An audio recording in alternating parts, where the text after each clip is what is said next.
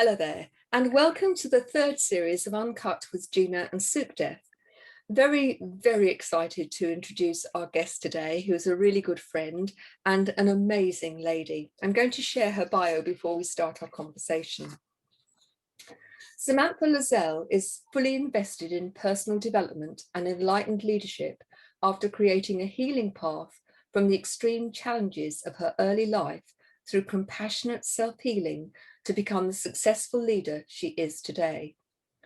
She is a practicing yogi and meditator, a yoga and meditation teacher, and owns a multi-award-winning yoga studio, Same Star Yoga, near Colchester in Essex. Samantha believes that real and lasting healing is possible for anyone who commits to the work and is constantly looking for new ways to support people on their healing journey. She's currently in the process of writing her first book with the aim of reaching a wider audience with this positive message. So welcome. Thank you very much for joining us. So Thank you for having me. Oh, pleasure. Can we start by saying, well, you had a challenging childhood and here you are. Would you share your journey with us? Okay, well, for most people, they sort of hear the words "you had a challenging childhood," and I've seen the eye rolls or the people thinking, "Oh my goodness, what's she going to say? What's coming up?" And it was a really difficult time.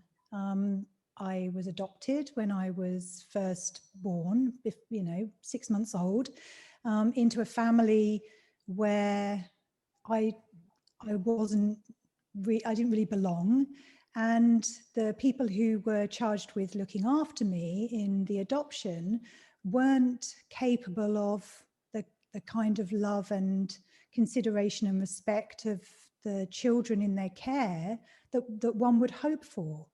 And not only that, when as I grew up in this family, it became clear to me that the mother in the situation was cruel and had some serious mental health issues of her own to deal with, which led to her abusing all of the children in her care, and subjecting everybody to violence and cruelty on an almost daily basis.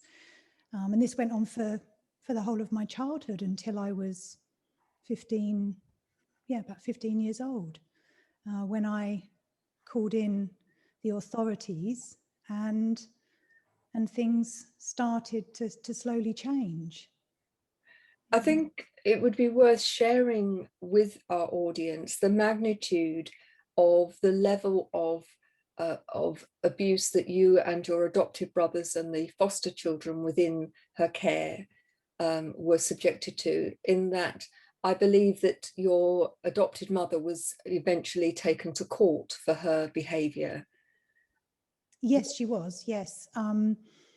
Yes, quite recently, I was asked to, in 2015, I was asked to, if I would be a witness and stand up in court to testify of the things that had happened then in a historical child abuse case, which she was convicted of on all of the counts that she was that were called up against her. Yeah, and the type of things that we lived through were food deprivation, punishment around the normal everyday things children would do. So, making a noise, dropping food on the floor, having fun, really. If we were seen as being overly excited, then that's something my brothers were asked to fight each other for food. There was a lot of things about food. She had a big obsession with food and depriving us of food. She would often wake them up in the night and perpetrate violence on them. So pick them up out of the bed and throw them against a wall, or one occasion, they've been hospitalizations which were documented by social services, but unfortunately nothing was done. There was investigations, but we were all terrified of saying anything against her, and nobody delved deeper than that. And yeah, she attacked one of my brothers with a knife, which, you know, all of these things happened on an unfortunately regular basis. And it seemed as though we were in this invisible place where nobody could really see what was happening. You know, that they were, my adoptive parents were sort of, you know, members of the local community, and everybody thought they were these wonderful people for having taken these adopted wayward children, these waifs and strays into their homes. And as we began acting out due to the behaviour that was perpetrated upon us, we were blamed for that. We were told that we should have been, you know, grateful for having a home, and that we were, you know, unkind, and how could we dare to criticize these angels, these people who had taken us in. And so it was really difficult to understand what the truth was and to trust in our version of events. Yeah. And that became a real feature for me, I think, you know, as I grew into my teenage years, that I had a real sense of mistrust of my own being. You know, I couldn't trust that I was experiencing things as I thought I would. I was listening to other people's interpretation of my life far more than my own, because I had this sense that I didn't really understand what was going on, but maybe I did, but I was being told I didn't. And so there was this very odd undercurrent all the time that we weren't living in the real world, that in somehow, was this all going on in everybody's house? You know, because it seemed that this was normal. Nobody else seemed worried about it. Yeah. And really serious abuse was happening, and starvation. And, you know, when it came to the court case, you know, my initial statement to the police was 19 pages long. And that was just the things I could remember off the top of my head. And that was 30 years later. Yeah. And equal length statements from both of my adopted brothers as well, on their experiences, which is why she, you know, was convicted and was sent to prison. Yeah. One of the things that, I mean, for people who are listening or watching this, Samantha and I know each other, we're good friends, but one of the things that's always struck me is that coming from such a place where the conditioning, the modeling that you experienced was that of violence and of unkindness, that one of the things that's always struck me is that you come from a huge place of love.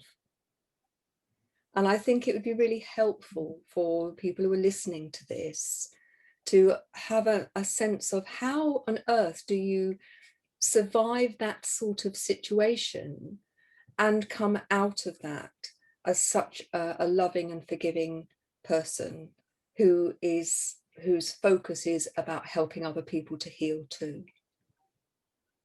Yeah, it's a question I've often asked myself, and it's something that we've talked about a few times, isn't it?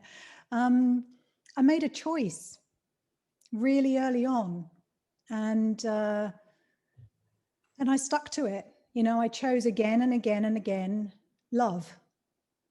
And even in the face of cruelty and neglect and abuse and violence and just really traumatic events that I wouldn't wish on anybody, I chose love. And in the moment, I may not have chosen love. In the moment, I may have been upset and angry and confused and just distraught. But I always chose love coming out of those situations. And I swore again and again and again that I wasn't going to allow this to define me, that I wasn't going to allow the situation I had landed in, you know, and that's for anybody, whether they're born into a family or whether they're adopted into a family or whether they're in a situation that they just find themselves in. I wasn't going to allow that to define my life and who I was and what I was about. And I remember, you know, going back to the age of maybe 7, and I remember just saying to both of my younger brothers, may just been one of them, saying, you know, we don't have to be like them. We're not theirs. You know, we don't have to be like them. We can choose to be something else. We don't have to be like that. We can choose love. We can, you know, we can do something different. And even though I didn't know what that something different was, and I wasn't seeing it, believe me, I was not seeing it from anybody in the family, really. Even the extended family were not particularly warm, although obviously they weren't as overtly abusive. They either were not aware of what was going on in our house, or they weren't that bothered to care about what was going on. But there were injuries for anyone to see. Anyone who was around for long enough would know. So there wasn't really anybody that I could model behavior from. There wasn't anybody that I could look to and go, that's what I want to be like. Yeah. But I had this sort of negative map of what I didn't want to be like. And I knew that the feelings that this family brought up in me were not love. I knew that love was something else. And I had felt this other feeling towards my adopted brothers. And I'd never felt that feeling towards the people who were doing the parenting in my life and the other family members.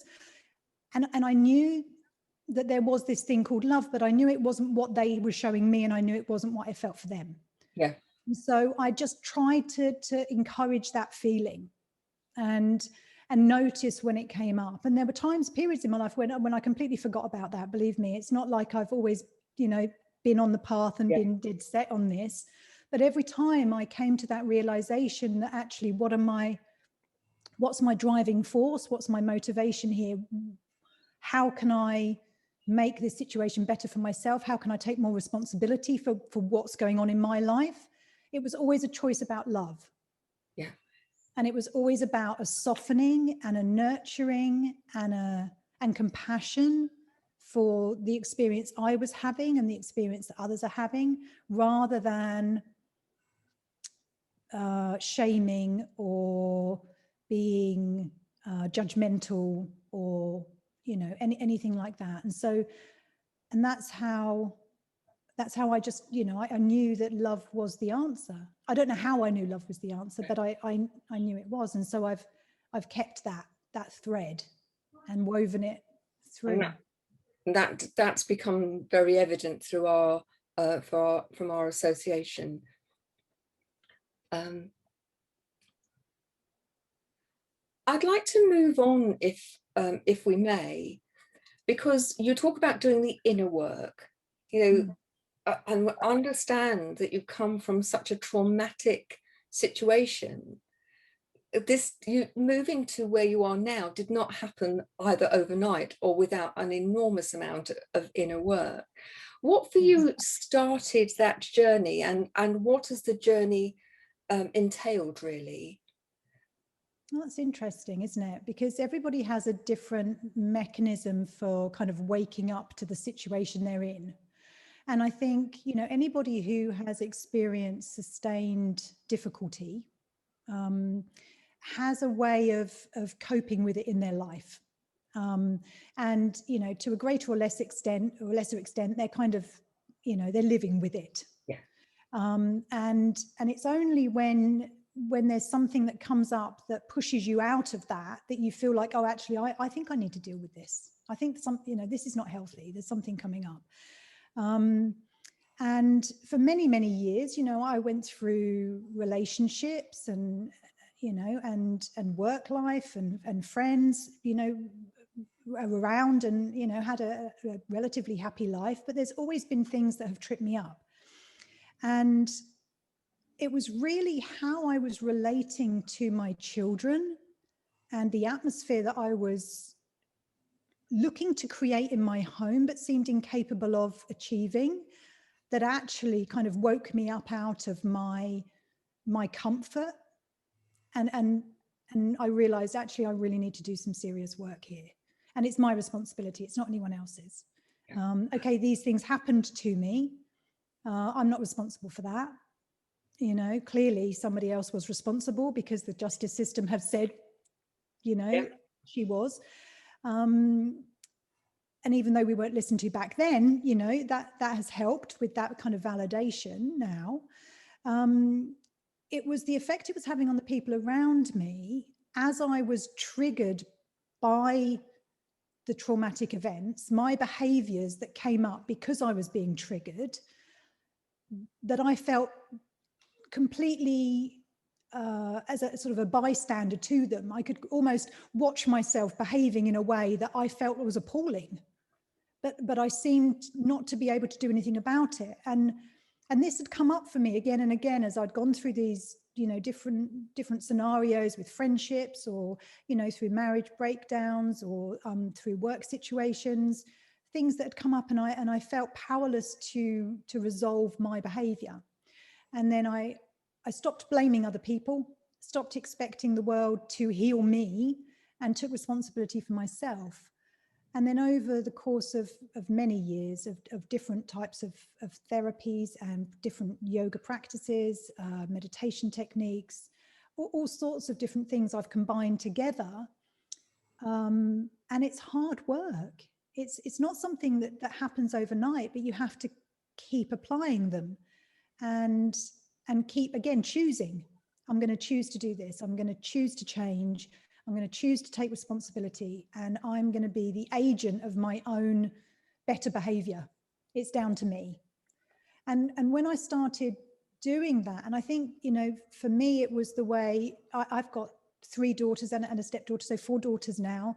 And the effect that I was having in their lives by not modeling the best version of myself, by simply being okay with the behaviors that were being triggered, I felt that they might do that also, when I could see for them, if they were able to have a, you know, if I'd have been able to have someone in my life that could have modeled a way out for me, it would have been a shortcut. Okay, you still have to do the work, but it would have been there. It would have been someone there to show you, look, it's okay, we've got this. You know, it's okay. You're not stuck with this behavior. There's things you can do. There's a pathway out. And so I felt that I needed to walk that path myself, and to do the work, you know, do that inner work, do the inner healing. And it took a while to work out what was going to work for me, because everyone's different, and everyone has, you know, different stressors, different triggers, have experienced different traumas. And, you know, people may not have experienced the kind of trauma that I experienced, but everybody experiences overwhelm. Everyone experiences things in their lives that they didn't have the resilience at the time to deal with. And that can leave, not always, but it, you know, it doesn't have to, but it can leave that kind of shadow in their lives that people don't want to look at. And they'd rather live beside, rather than turn to face and do the work to grow past. And yeah, it's tough. It's a tough thing to do. But like I say, it's a choice. You keep doing it again and again, and some things work, some things don't, some things stick, some things don't, but you keep going. Well done. Congratulations, because it is a challenging journey. Even without all of the trauma of your childhood, I think for every adult, there are hurts, there are limiting beliefs and so on to be dealt with. And if you don't deal with them, then they have a negative impact on the quality of your life and the life of people around you. Sukhdev, before we move on, are there any questions that you'd like to ask Samantha? Yeah, I just thanks so much for sharing your story first. It's not an easy thing to share. This is you know, there's a lot of people out there, I'm sure, who are going through the same thing, and you know, I know you're going to be inspiring somebody to take action if they're going through the same sort of thing. So thank you so much. Thank you. like to know is, at the age of 7, when you gave your brothers advice, that was really powerful coming from such a young age. What happened that made you, can you recall like where it was the point where you were like, you know what, forget this. I'm going to take this leadership role. I'm going to give this advice. I'm going to talk to my brothers. And what was it that made that little shift? It's not a little shift, it's a huge shift, but do you recall what it was? I think that it was, you know, it's hard to recall. There's so many things overlain over the top of it. You know, is it me looking back now? Is it what I was thinking then? You know, am I conflating what I would hope I thought on top of what, you know, that younger me? You know, when you're kind of 7, 8, you're quite malleable. And I think around that age, you start to notice that you're an individual. You start to notice that, you know, up to sort of 7, 8 years old, you're, you know, whatever's happening in your life, you're quite self-contained. You're not really examining and analyzing so much, or certainly I don't think I was. But around that age, there's a waking up, and I noticed it in my daughters as well as they've grown up. You know, around that kind of age, there's this is me, and what am I about? And those other people are different to me. These are the things that are the same. These are the things that are different. How does that all fit together? And there's a lot of stories that come up in the child's mind around that. And I think for me, there was a knowing that I was on my own in it, that I wasn't going to be rescued, and that someone had to do something, and that I was going to do it in my own kind of childish, defiant way, that it was going to be me. And that has definitely served me well. That, you know, the maximum kind of be brave, you know, have that courage, and, you know, take a deep breath, and do that. And I think that, you know, that started back then. It was that understanding that I was something else, that I wasn't like them, and then thinking about why wasn't I like them, and what made me me, and this understanding that I was going to choose love. Yeah.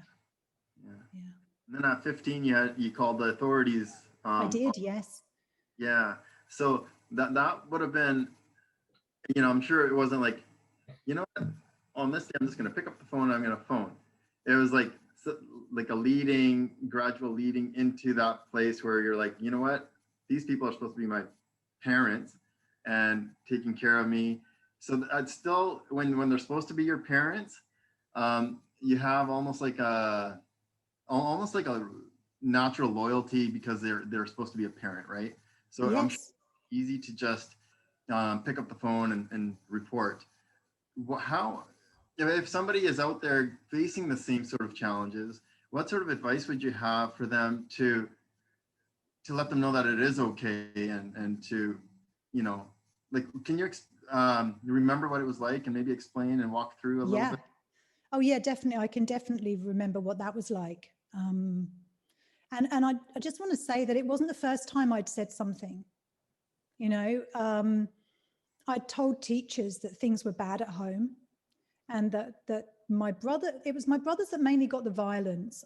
It was much more coercive control and sort of psychological control with me. Very little physical violence, but for my brothers, it was much more physical.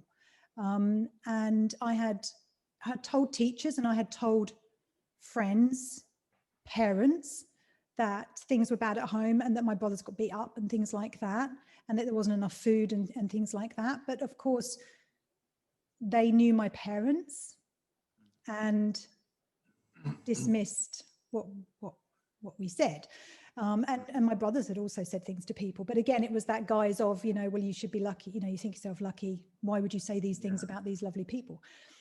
But when I was 15, there came this point when I realized again that if someone didn't do something, someone was going to get killed. It had reached kind of fever pitch, and I'm trying to remember, there was an incident. By this point, my adoptive father had left. And so it was just us and my adoptive mother at home. So things had got very overt now. There was no hiding it, because most of the time she kind of hid it from him. And although he wasn't an abuser, he was an ignorer. You know, he didn't want to know that it was happening. And he certainly didn't believe us when we told him. Whereas now he was gone completely. So there was no breaks. You know, it was just the way she was. That was, you know, clearly a very traumatic time for all of us. And there was this brooding sense that if it was going to end badly if somebody didn't do something. And I remember a conversation where she had said to us, you need to decide between you who it is, but someone's getting thrown down the stairs tonight. And I just remember, and this was because there was a tomato missing. So someone had eaten a tomato that they shouldn't have done. And because she used to count the food and tape hair over the cupboards, so that if we opened a cupboard for food, then she would tell, because her hair had been broken, that was sellotaped to the cupboard door and things like that. So we knew it was going to be bad. And I just had this sense that she had no breaks anymore. And as bad as things had got, I'd never got the sense that she might kill one of us, but that was changing. And again, it was that thing of, there's no one else here. Someone needs to do something. I think that someone is me. So I need to be brave. And even though I've tried before and it hasn't worked, I need to keep trying, and I need to phone someone. So I phoned the Samaritans and I explained to them what was going on in my house. And they asked if there was anybody else there that could help. And I said, no, there was no one. And this was she was at work, and it was about 3 or 4 hours before she came home. And they asked me if I wanted them to call the police. And I said, yes, I do. I do want you to call the police. And so then the lady from the Samaritans called the police, and the police came round before she came home. And it was a police officer for our village that knew my parents. And I have seen the statement that he made post the court case, and he didn't actually believe us. But protocol, you know, even as lax as it was in the 80s, that he needed to come back. So he left us there, and went and did an initial investigation with us, and talked to us without an adult present, but just had a chat with us, and then went off and got another police officer, and then came back after she'd come home. So we were there on our own when she came home, and we knew the police were coming back, but we didn't know when. So that was probably the most terrifying time. And then there was a knock at the door, and it was the police, and they asked to come in, and she let them in, and they said to her, do you know why we're here? And she said, well, I presume it's because of one of the boys have, you know, got in trouble with the police. And they said, no, we've come to speak to you. And she looked across the room at me and said, you've finally done it. If you'd have done this years ago, it would have all stopped years ago.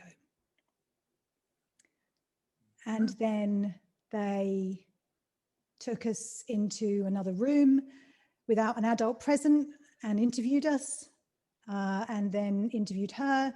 And then my adoptive father came home, and then she went to stay with a friend for a couple of weeks. And that was what happened. Wow. And then social services got involved, and she came home, and everyone pretended like nothing had happened, and we all carried on. Also, everybody was still back together. Yeah.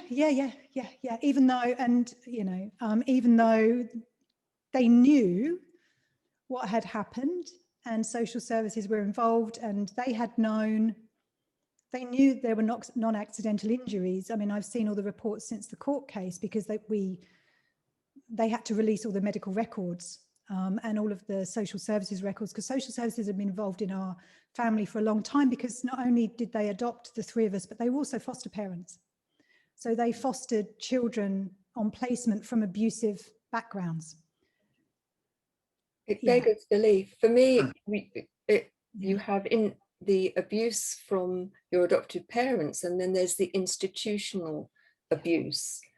Yeah. And I suppose one of the things moving forward, and I'd like us, if it's possible, to do three things in the rest of the time, but I mean, see what you both think. The advice for people who are going through abuse, whether that's children or as an adult, and what advice you would give them. If somebody is from the authorities, whether it's social services, the police, the Samaritans, parents of children, what advice would you give them? And then the thing is that you're an incredible success story. You have an award-winning yoga studio. You teach the teachers of yoga. You have multidisciplinary therapies and opportunities that you work with people. And you are one of the most loving and giving people that I know. So I think it's so important that what comes out of this is that we finish with, you know, the success bit, having done the work, that where you are now. Would that work for you as well, Sukhdev, if we could cover those three things? Yes. One other piece I did want to touch on before we get into that is I picked up that you have 3 daughters and you adopted a daughter. No, stepdaughter. A stepdaughter. Yeah, stepdaughter. Yeah. Oh, a stepdaughter. Okay, I thought it was an adopted daughter. I was going to ask what the relationship. So well, even with the stepdaughter, can you share like some of the lessons, I guess, life lessons that you brought, and you were like taking that to your stepdaughter now, because it's not like a biological, so it's something that you sort of can relate and transfer through. Can you? Is there something around there that you can talk about? Yeah, it's really interesting. It's a good question, actually, because you have to remember that the first person that I ever met that I was related to was when I gave birth to my first daughter.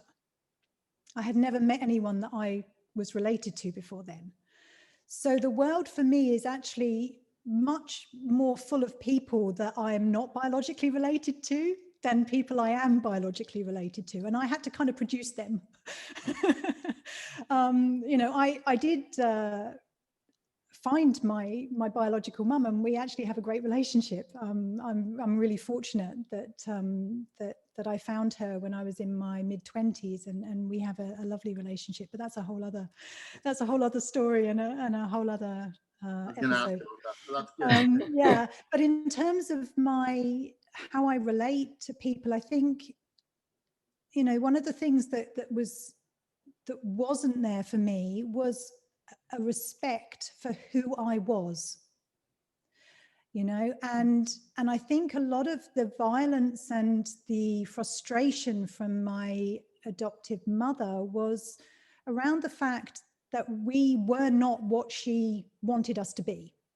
And we didn't behave the way she wanted us to be. We didn't, you know, speak the way, we didn't say the right things, we didn't do the thing, you know, all of those things. And so I've always taken it upon myself to respect my children for who they are, not for who I would want them to be. They're not mine. I mean, they are in as much as I look after them, and you know, I'm privileged to do that. But then they're not owned by me. They are owned by themselves. And I love each of them for their uniqueness.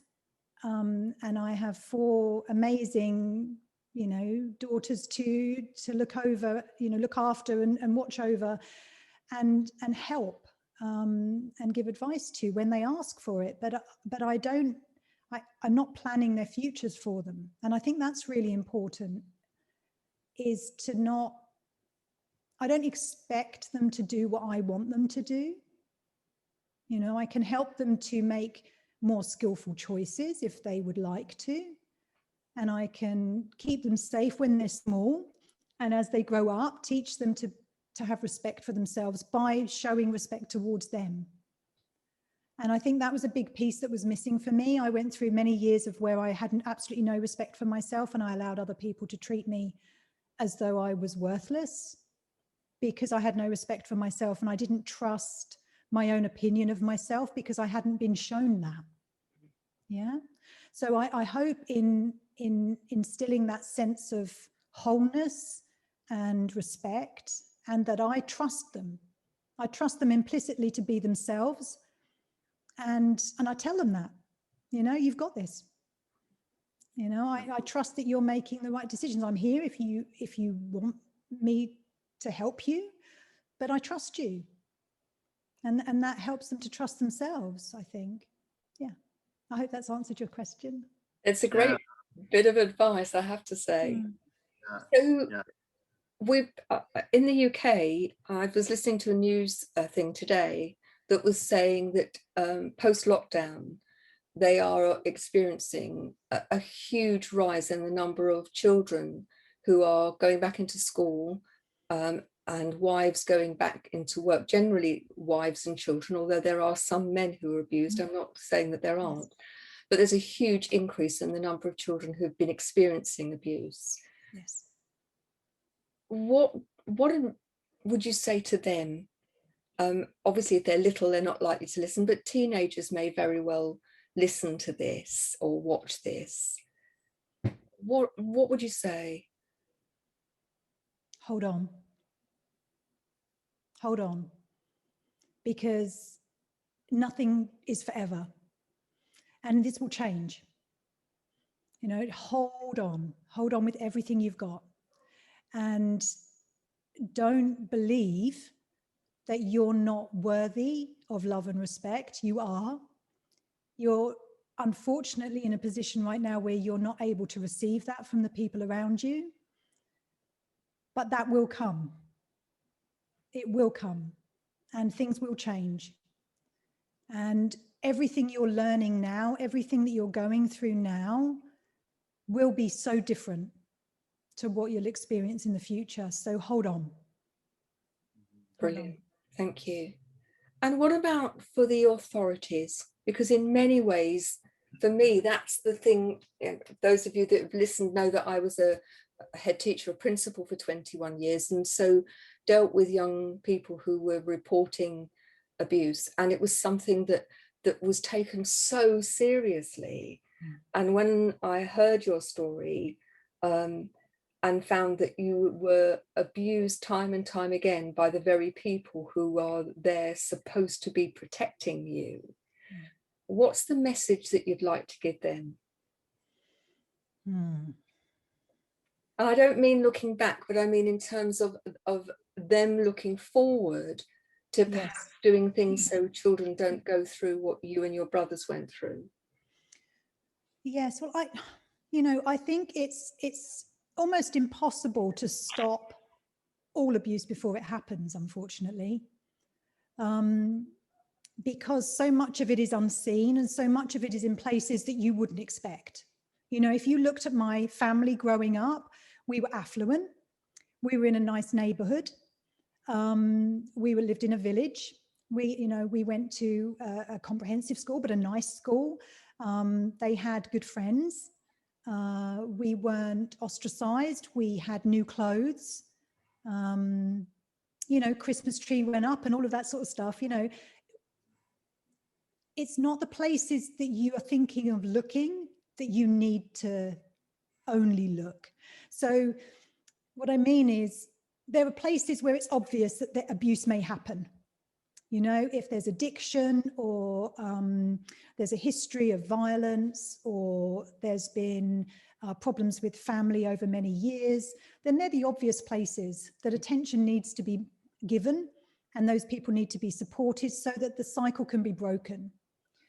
But new cycles can start up in places that you just don't expect it. You know, and people who were on really good incomes, who have lost their jobs, who have the pressure of financial collapse, you know, in the midst of a pandemic, you can find that people who before would never have thought of lashing out at their spouse, whichever spouse, suddenly that becomes a daily occurrence. You know, you can find that suddenly people who would never have thought of themselves as child abusers are trying to hide bruises on their children. But they're not thinking that it's going to go on forever. They're always sorry. And so even though they haven't reconciled it with themselves, and so the authorities, it's a hard job for the authorities because they need to look everywhere. Mm-hmm. I think one of the things that I would say is, if a child is trying to tell you something, they won't say it in a way that you expect it as an adult. And I know that that dialogue has changed a lot from the 80s to now, and I know there's a lot better listening, but it's still tone deaf sometimes. And a child trying to tell you that things are difficult at home is going to sound very different to a teenager or an adult. You know, when I was an 8-year-old child and I was telling friends' parents, it was, you know, mummy gets angry. Yeah. When I was a 12-year-old, I was, you know, my brothers get beaten up. When I was a 15-year-old, it was, I think she's going to kill someone. Yeah. So there's different language that you can use and a different way that you can release your loyalty to the person over time. And especially with younger children, they're still defiantly loyal to the people that they're living with because that's their home, that's their safety, that's their family. So even when they're questioned, as we were, you know, when my youngest adopted brother was dragged out of bed one night and swung around by his foot and hand and let go and hit a radiator pipe with his head, and the ambulance had to be called. We were questioned, but we had been told before they turned up that if we told them what happened, then we would be separated, we would never see each other again, and we would go to a bad place. Now, we thought we were already in a bad place. So a bad place? Like, we don't want to go there. So obviously we didn't say anything. But that was still a conversation that could have been carried on. Yeah, so even in that first instance, if as an authority, a figure of authority, you're hearing that nothing's happened, I still think another conversation needs to happen. You know, listen very carefully to the language that's being used. Watch where those children are looking. Who are they looking to get the, you know, am I telling the right story? It's those things that are so important. It's not the direct language. So, you know, I think it's very difficult to spot these new cycles happening, but it's not impossible with care. And I know they're so overburdened. I think the other thing is that you know, it's 20 years since, well, 17 years since I left school, but joining the dots between agencies, yes, seems to me that children fall between the stools because the story is in one agency and in another. If they put them together, then you would have a composite picture that gave you something very different. But yes, because they don't communicate effectively, it's the children who fall between those two stools. And I think it's also, you know, looking at the notes as an adult, looking at all of the case notes from my family, sort of case conferences and things like that I've had access to, it became clear to me that there was a culture of not wanting to be the one who said, I think there's something wrong here. You know, if everybody in the room, you know, sitting around the table, the police, the doctors, the social workers, the, you know, all of those people sitting around the tables are going, look, you know, this is a nice family. These aren't the sort of people we usually see. Yeah, there's been some stuff happen, but there seems to be quite a decent explanation for that. You know, we've got 50 other cases that we need to be looking at where there's definitely a problem. It's very easy to not be that one person to go, actually, there's something weird about this. I don't know what it is, but my gut tells me that we need to carry on. And I would say, listen to that and be brave. Yeah, even if it makes you unpopular with your boss, even if you're that one in the meeting that everyone's rolling their eyes at going, can we just close the meeting? You know, these are children that are counting on you. And it's so important to have that voice. Yeah. And it might be the week before, you know, if you're that one person, it might be the week after that actually they'll tell somebody. You know? The interesting thing for me is that if children are coming to you as an adult outside the family and saying that things are wrong, even if that was their imagination, there is something there that needs to be dealt with. Yes. Rather than, oh, they're just being fussy or they're just exaggerating. Yes. It needs to be dealt with. But I'm very conscious of time. And for me, that your story is one of triumph and of hope and of stepping into your absolute genuine power. So I'd like you to share with us how your journey in terms of your success as a businesswoman, you know, what you're doing now, what the plans are, how, and so people can recognize that actually, despite, and in some ways, your strength because of has been something that you have made triumphant. I'm not suggesting that it's the way to go, but you've turned it around and you've made it something joyous. Yes. And I can really trace that back to when I began to take personal responsibility for my situation, because then everything changed. It was as though the world shifted 180 degrees.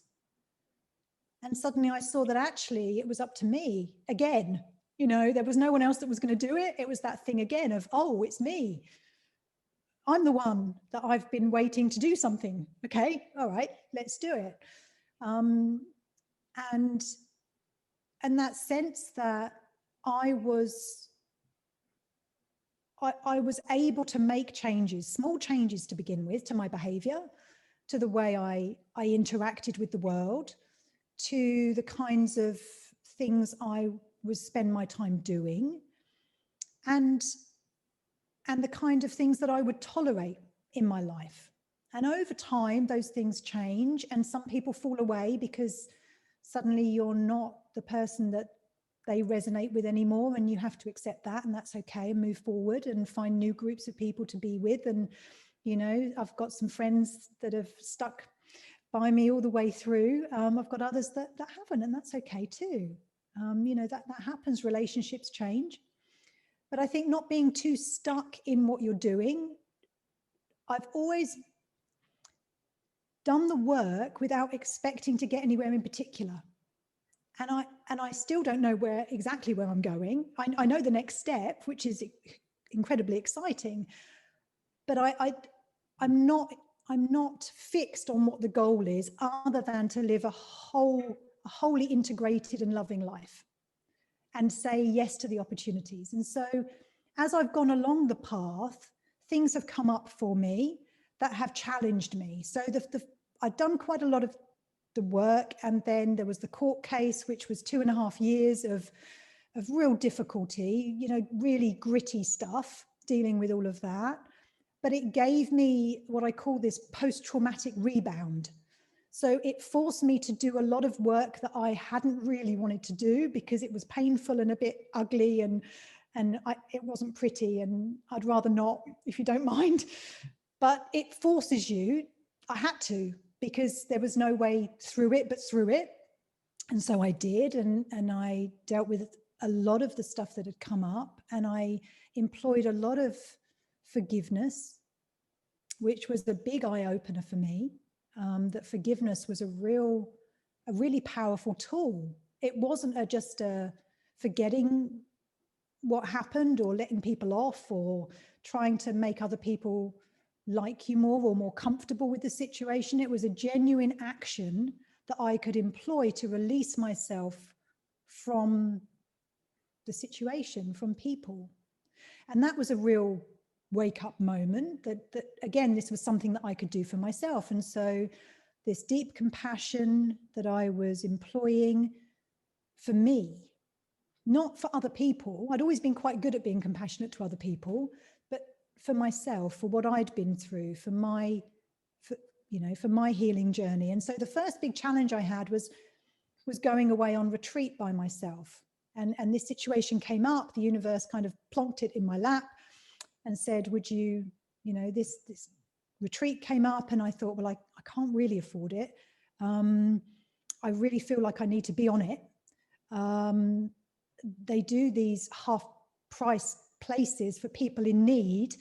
I'm going to apply for one of those. And there was this big long application form, and part of me was going, oh, don't do that. It looks awful. Don't, I was like, no, I really feel like I need to do this. And so, I did it, and I got a place.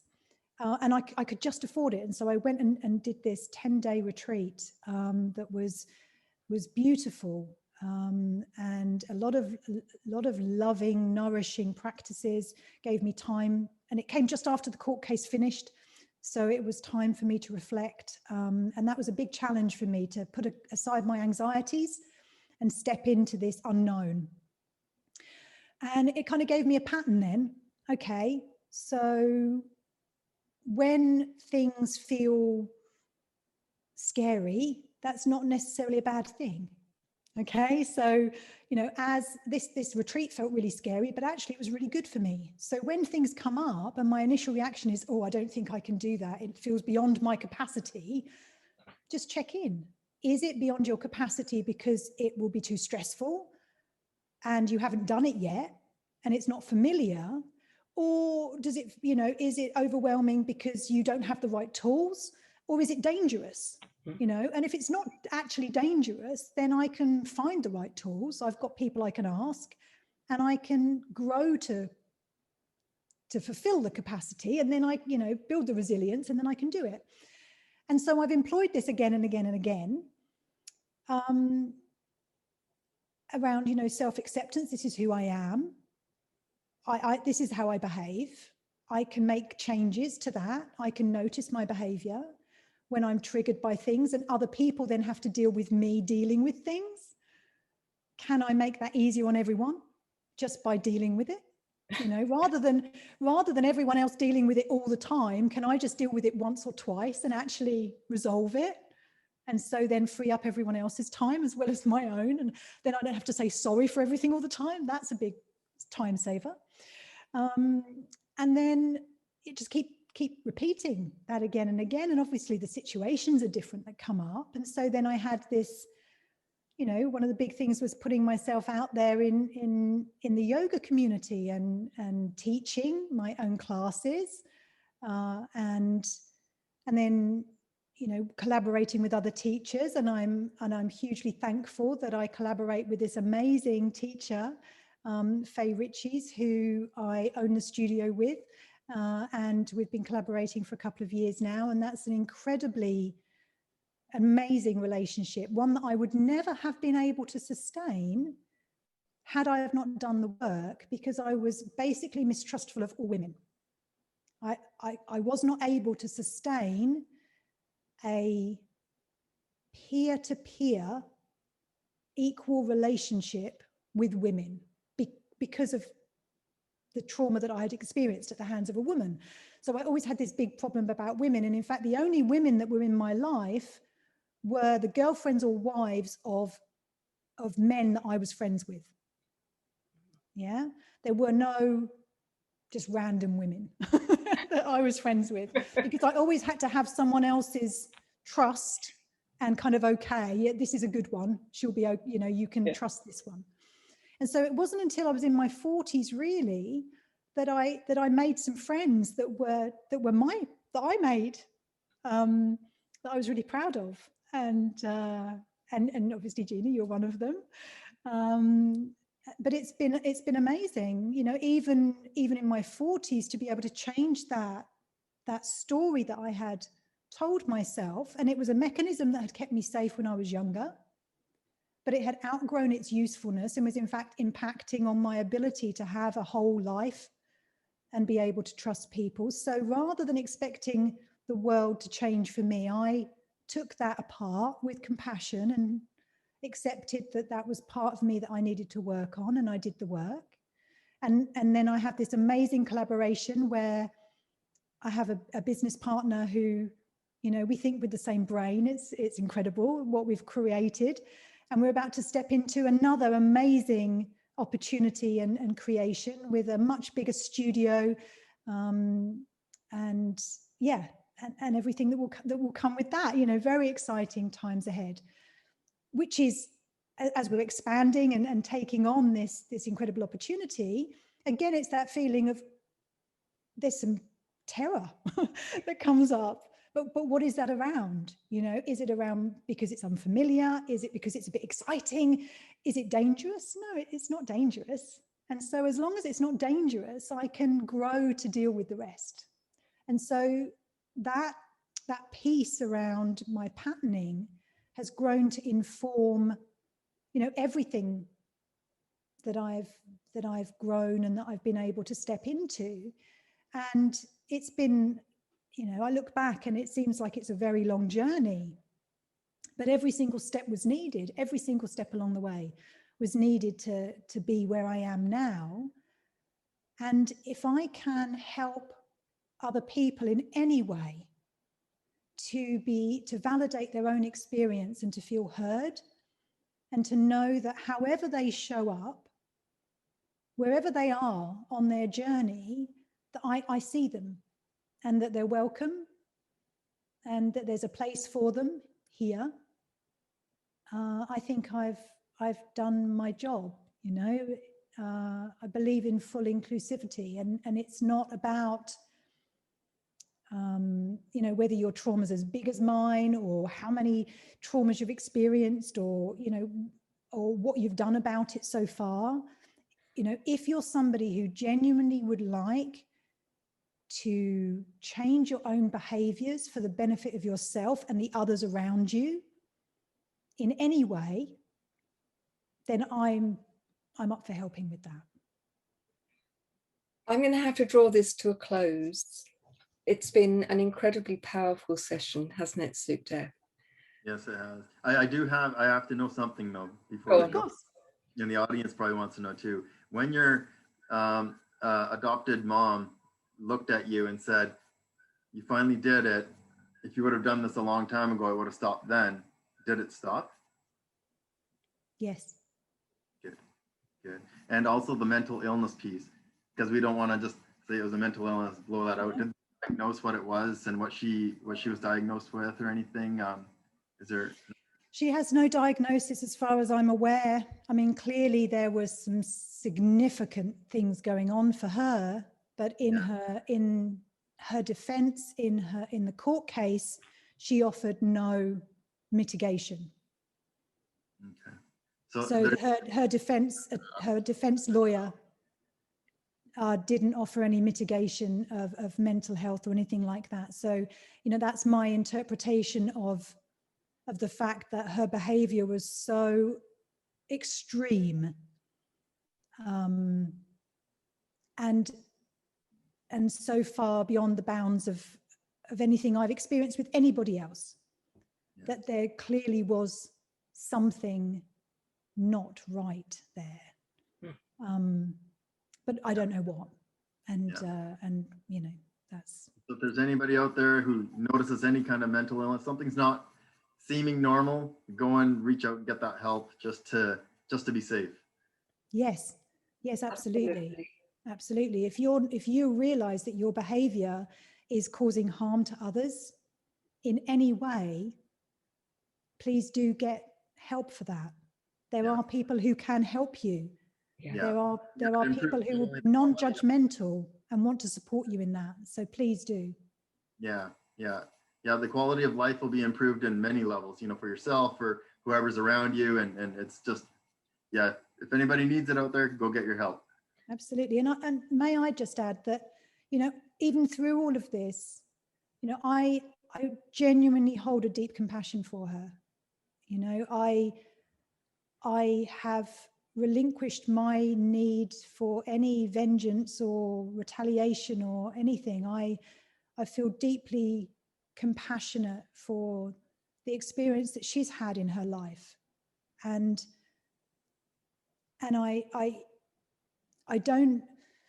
obviously I wish none of it had have happened, but she also has to live with what she's done.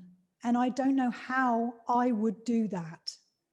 And so I have a deep compassion for her lived experience and what she's having to live with on a day-to-day basis. So, when you come to that, and when you look at somebody as a 360-degree person, rather than just the sliver that you see, but when you see them as a whole person and what their lived experience is, I think that's when you can come to an understanding of forgiveness. And again, it's not it's all okay.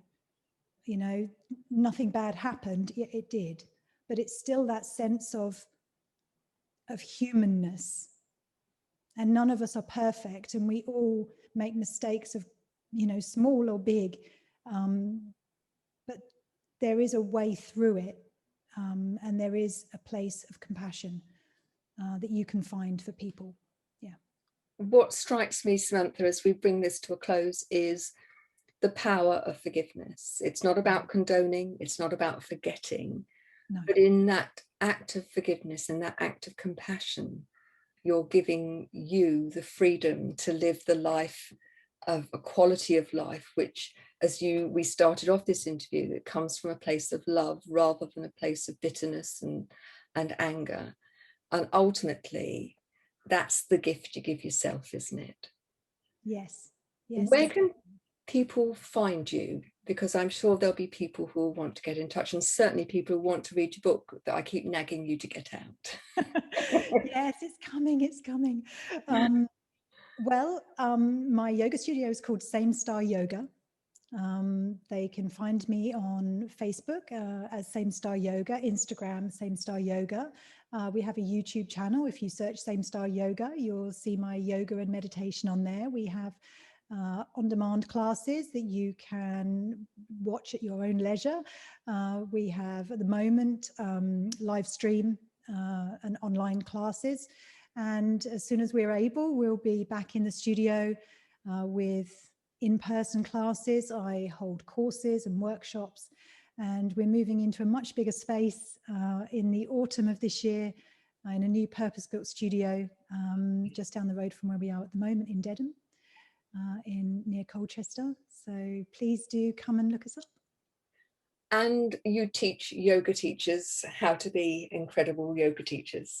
We certainly do. Yes, we have a new teacher training program starting in May, a modular system so that you can do as much or as little as you'd like over the course of a year. And we've got some yoga retreats coming up in the autumn when social distancing will be a thing of the past, we hope. And so, if you want to get involved in any of those, you can go to our website, samestaryoga.com, and find out about all of those things. There's a lovely video on the front page, and you'll recognize me. You'll know you're in the right place because Faye and I are on the video. It just remains for us to say a huge thank you to you and to you for listening. And we'll see you on the next episode of Uncut with Gina and Sukhdev. Thanks very much. You take care now. Bye-bye.